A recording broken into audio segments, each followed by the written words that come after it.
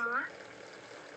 Saat ini kita sadar bahwa sebagai pengikut Yesus, kita dipanggil untuk hidup tanpa kekhawatiran. Nah, bila saat ini kamu sedang bergumul dengan kekhawatiran itu tidak berarti Tuhan tidak mendengar. Kamu tidak memiliki cukup iman, dan bukan berarti bahwa Tuhan tidak mendengar doa dan harapan kita. Tidak juga berarti bahwa kita tidak cukup beriman kepada Tuhan. Coba kita lihat dari sudut pandang lain, bahwa bagaimana jika kekhawatiran bisa jadi hal penting yang menolong kita untuk belajar bersandar dan percaya kepada Tuhan. Dan bisa jadi kekhawatiran itu adalah mengantarkan untuk membawa kita mendekat kepada Tuhan. Saudara-saudaraku, kekhawatiran menjadikan sebuah hadiah yang membantu kita untuk bergantung kepada Tuhan. Apalagi sebagai orang-orang muda, hal itu tidak berarti kita berhenti mencari pertolongan atau berhenti berharap. Bukan kita menyerah, kita berdiam diri dan menyerahkan semuanya saja kepada Tuhan. Tidak demikian, teman-teman. Tetapi ketika kita mengalami bahwa rencana Allah dalam hidup kita adalah ya dan amin, maka walaupun kita hidup dalam kekhawatiran, tetapi hal itu yang akan membuat kita percaya bahwa Tuhan ada dan mengingatkan kita untuk berdoa dan berusaha memperjuangkan apa yang kita harapkan, apa yang kita cita-citakan di dalam kehidupan kita. Dan ini artinya bahwa kita mengetahui bahwa mengejar kedamaian itu adalah sebuah proses, dan dalam lika-liku menjalani proses yang kita hadapi, kita amini juga bahwa rencana Tuhan dalam kehidupan kita pasti adalah yang terbaik, yang mendatangkan kebaikan bagi mereka yang percaya kepadanya. Nah, sebagai pemuda Kristen saat ini, kita sementara dibentuk untuk menjadi dewasa. Bukan hanya dewasa secara fisik, tapi juga dewasa secara rohani. Dan seperti yang dikatakan di awal tadi, bahwa seringkali banyak orang muda yang menjadi minder terhadap dirinya sendiri. Karena dia hidup dalam kekhawatiran, takut melangkah,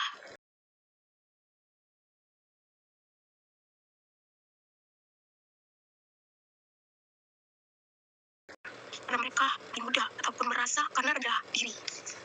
Tetapi ingatlah bahwa hal-hal itu juga yang seharusnya membuat kedewasaan iman kita bertumbuh dan semakin menyadari bahwa ternyata untuk mendapatkan ini saya harus melakukan ini.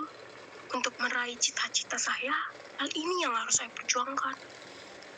Nah, orang-orang yang menyerahkan hidupnya kepada Tuhan pasti akan memandang kekhawatiran sebagai pintu masuk untuk mendapatkan apa yang diharapkan sesuai dengan rencana Allah. Tetapi jangan berpikir bahwa saya bukan lagi anak kecil. Sekarang saya sudah dewasa, sehingga saya bisa melakukan apa yang saya mau. Karena memang banyak orang yang ingin cepat-cepat menjadi dewasa, sehingga tak jarang banyak yang mengatakan, kok dia masih remaja tapi penampilan sudah seperti orang dewasa? Ataupun ada yang mengatakan begini, si A walaupun dia masih muda, tetapi cara berpikirnya seperti orang dewasa. Nah, ingatlah bahwa untuk menjadi dewasa itu tidak semudah membalikkan telapak tangan, teman-teman. Ada proses yang harus dilalui, dan proses pendewasaan itu tidak akan terjadi hanya dalam satu malam. Menjadi dewasa itu butuh waktu, dan proses pendewasaan itu adalah masa-masa saat kita ini, masa muda kita. Saya mengibaratkan Seperti proses metamorfosis pada kupu-kupu. Kita lihat ya di situ, semakin ia bertumbuh dan berkembang, setelah ia masuk ke masa keremajaannya ataupun kedewasaannya, maka ia tahu memilih jalannya dan tujuan hidupnya. Walaupun meskipun banyak tantangan dan cobaan yang ia lalui. Dan oleh karena itu, janganlah kita mudah menyerah dan selalu butuh waktu untuk mencoba dan mencoba. Ingatlah bahwa kedewasaan seseorang hanya bisa dilihat oleh orang lain. Apakah hanya kamu yang selama ini menganggap bahwa diri kamu sudah dewasa? Atau orang sekeliling kamu yang sudah bisa melihat kedewasaan fisik maupun rohani kamu walaupun kamu masih muda? Semua itu datang dari diri kamu sendiri, teman-teman. Bukan dari orang lain. Bukan orang lain yang menentukan tujuan kita kemana. Intinya, yang pertama, jangan jadikan kekhawatiran sebagai beban yang membelenggu kamu sehingga kamu takut untuk mencoba. Nah, yang kedua, kita dapat lihat di situ, wadah yang kedua, doakan apa yang kamu harapkan dan perjuangkanlah apa yang kamu doakan.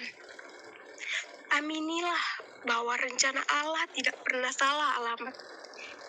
Tuhan memberikan apa yang kita perjuangkan sesuai dengan waktu dan kehendaknya.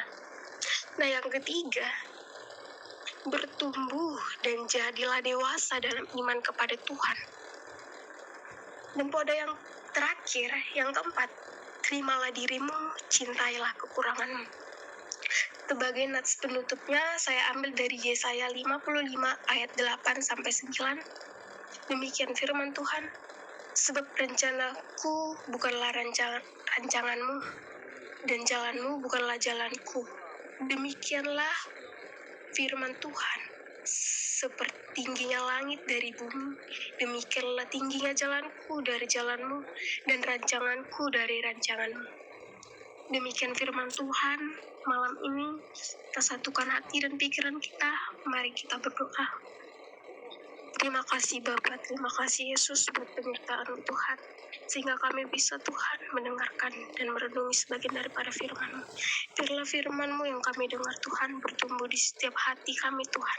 Pribadi lepas pribadi Tuhan. Buat saudara-saudaramu juga Tuhan yang belum dapat hadir pada malam hari ini. Kiranya apapun yang menjadi pergumulan mereka, biarlah kami serahkan semua ke dalam tangan Tuhan. Buat hamba-Mu Tuhan, apapun yang menjadi keluh kesah mereka Tuhan, sakit penyakit yang datang melimpah mereka Tuhan, biarlah Tuhan menyembuhkan, menyalurkan tangan Tuhan. Sembuhkanlah Tuhan, kami serahkan semua ke dalam tangan-Mu Tuhan. Terkhusus Tuhan, abang kami, Abang Riki Tuhan yang dalam masa pemulihan Tuhan, kiranya Tuhan jamah Tuhan. Kiranya Tuhan memberkati para medis maupun obat-obatan yang ia konsumsi Tuhan.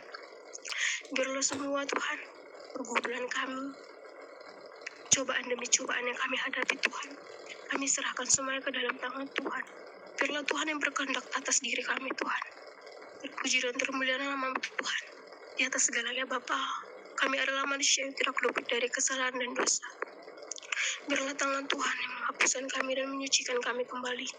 Dalam nama Yesus Kristus kami berdoa dan mengucap syukur. Haleluya. Amin.